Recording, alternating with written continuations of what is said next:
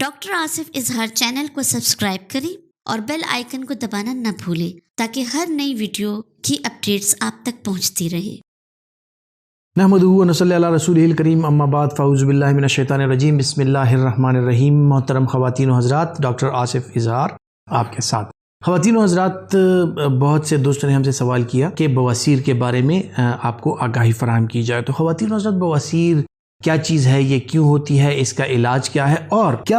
Operation ही बवासीर का वाहिद इलाज है या इसके अलावा भी कोई और ऐसी चीज़ें या और तरीक़ा इलाज है। ख़वातीन व हज़रात, इंसान की बड़ी आंत जो है उसमें अल्लाह ताला ने 3 बड़ी रगें बनाई हैं और इन रगों में जो है तो खून की गर्दिश जारी रहती है और हाजमे के लिए और इन 3 बड़ी रगों का जो ब्लड है वो जो हमारा गट या हमारे इंटेस्टाइन्स हैं या जो हमारा निज़ाम इंहिज़ाम है वहाँ से ये ब्लड कलेक्ट करता है और ये लिवर के थ्रू होके और आगे जाता है हार्ट में, अपना जो वीनस रिटर्न है वो लेके जाता है। अब हाजमे के लिए ये है कि अल्लाह ताला ने आंतड़ियों के इर्द गिर्द और पेट में और निज़ाम इंहिज़ाम में बड़ी ही रिच जो ब्लड सप्लाई है वो बनाई है ताकि आराम से और इत्मीनान के साथ जो है सो हमारे हाजमे का जो अमल है हम ज़्यादा से ज़्यादा जो खाते हैं उसको हज़म कर सकें और उसको इफ़ेक्टिवली यूज़ कर सकें। ख़वातीन हज़रात, जो लोग कब्ज़ का शिकार होते हैं, दायमी कब्ज़ का शिकार होते हैं, और अक्सर औक़ात हमारे यहाँ देखा गया है कि हम लोग जब वॉशरूम इस्तेमाल करते हैं तो हमारे यहाँ रुझान ज़्यादातर इंडियन कमोड्स का है और उसी स्टाइल के कमोड पे अक्सर औक़ात बैठा जाता है। सो जिन लोगों में दायमी कब्ज़ की शिकायत हो वो लोग अक्सर औक़ात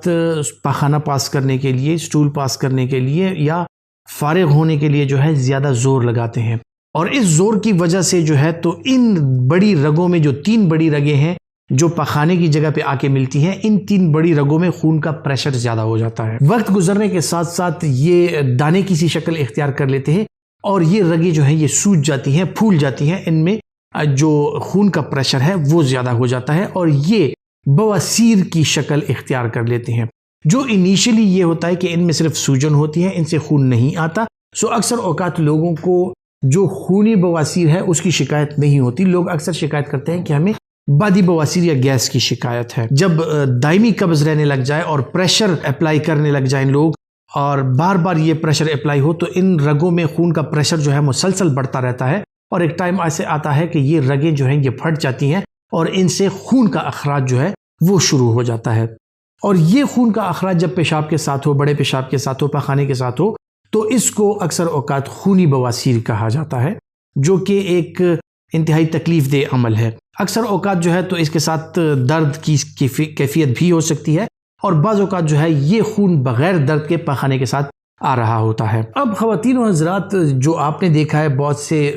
सी जगहों पे वॉल चॉकिंग के ज़रिए बहुत से लोग ये क्लेम करते हैं कि बवासीर का जो इलाज है वो बग़ैर ऑपरेशन के किया जा सकता है। सो ये पॉसिबल है। अब बवासीर का बग़ैर ऑपरेशन के इलाज कैसे होता है ख़वातीन व हज़रात, ये डिपेंड करता है स्टेजेस पे कि किस स्टेज में आपका बवासीर का जो अमल है वो चल रहा है। स्टेज 1 और स्टेज 2 जो है वो इंटरनल हीमोरॉइड्स होती हैं, यानी इन रगों में सिर्फ प्रेशर ज़्यादा होता है और इनसे जो है खून नहीं आ रहा होता। इस दौरान में जो है तो आपको सिंपल टिप्स चाहिए होती हैं और आपको छोटी सी बातों का ख्याल रखना होता है कि आपको अपनी खुराक में फाइबर ज़्यादा लेना होता है और आपको कोशिश करनी पड़ती है कि आपको कब्ज़ ना हो। जब ये स्टेज 2 स्टेज 3 में जाता है ख़वातीन हज़रात, तो फिर ये रगें जो हैं ये फूली हुई और आपको बाहर की तरफ महसूस होने लगती हैं, लेकिन फिर भी इनसे खून नहीं आता और इस स्टेज को अक्सर औक़ात लोग जो है बादी बवासीर कहते हैं। इस दौरान भी मुख्तलिफ़ किस्म की दवाइयाँ जो इन रगों में खून के प्रेशर को कम करें और स्ट्रेनिंग का जो अमल है उसको कम से कम करें और जो आपका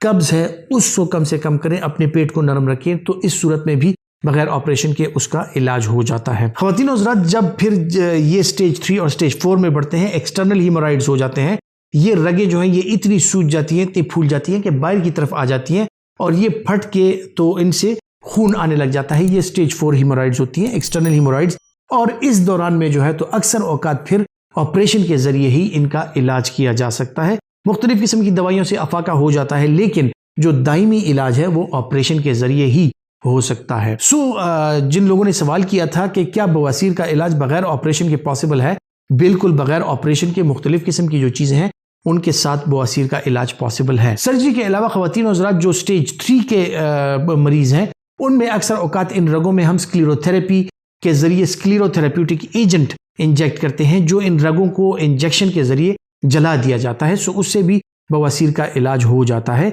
लेकिन ये सिर्फ अपने मुस्तनद डॉक्टर से करवा लीजिएगा। ये इसके लिए जो गली मोहल्लों में मुख्तलिफ़ किस्म के हकीम और जो अताई बैठे होते हैं और वो ये क्लेम करते हैं कि स्क्लेरोथेरेपी या एक इंजेक्शन के ज़रिए इलाज करते हैं, सो उनसे हरगिज़ ये इलाज ना कराइएगा, क्योंकि ये ख़तरनाक भी साबित हो सकता है। सो जब भी इलाज कराएं मुस्तनद डॉक्टर से इलाज करवाएं और अच्छा इलाज करवाएं, क्योंकि आपकी सेहत ही आपकी ज़िंदगी की अलामत है। अपना बहुत सा ख्याल रखिएगा। अल्लाह हाफिज़।